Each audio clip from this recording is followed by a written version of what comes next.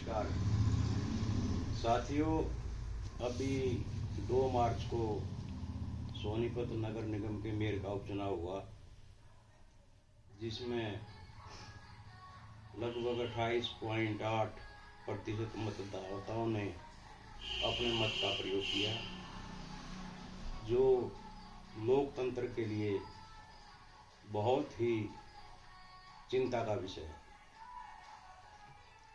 साथियों, किसी ने सही कहा है, हमारे मतदान में भाग ना लेने का सीधा सा मतलब है कि अयोग्य व्यक्ति हमारा प्रतिनिधित्व करने लग जाते हैं, और इस चुनाव में ऐसा ही हुआ है।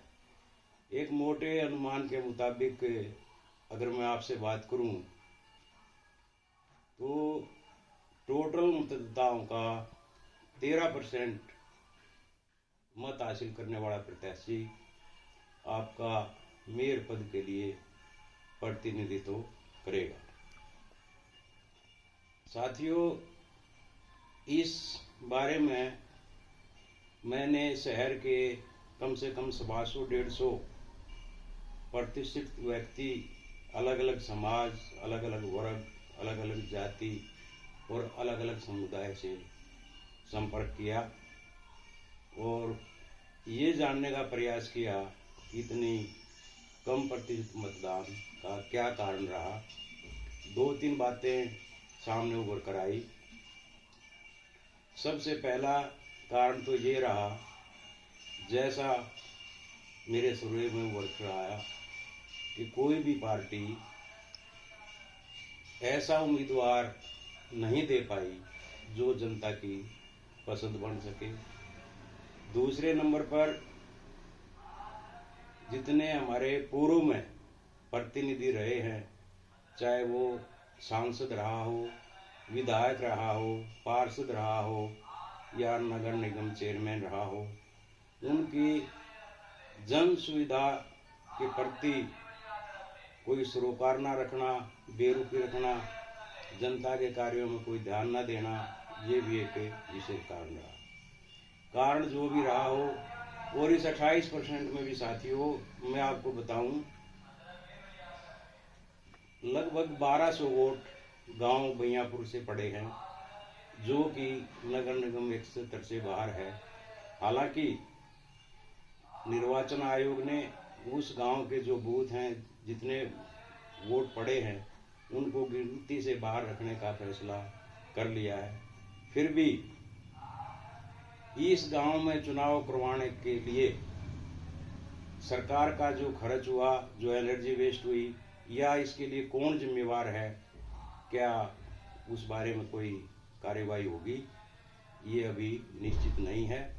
और गांव बैयापुर में जो वोट पड़े, उसमें 2 बातें आती हैं। एक तो प्रशासन के स्तर पर मानवीय भूलवश ऐसा हो सकता है। दूसरा, प्रदेश में सत्तासीन पार्टी द्वारा अपने साम दाम दंड भेद की नीति के तहत अपने उम्मीदवार को जिताने के लिए ऐसा किया जाने की संभावना से भी इनकार नहीं किया जा सकता। खैर, जो भी है, कम मतदान पर साथियों मैं आपसे एक विशेष अनुरोध करना चाहता हूं कि वोटिंग मशीन में एक ऑप्शन होता है नोटा। अगर हम किसी उम्मीदवार को पसंद ना भी करें तो हमें कम से कम नोटा का बटन जरूर दबाना चाहिए। नोटा का अपना एक महत्व है।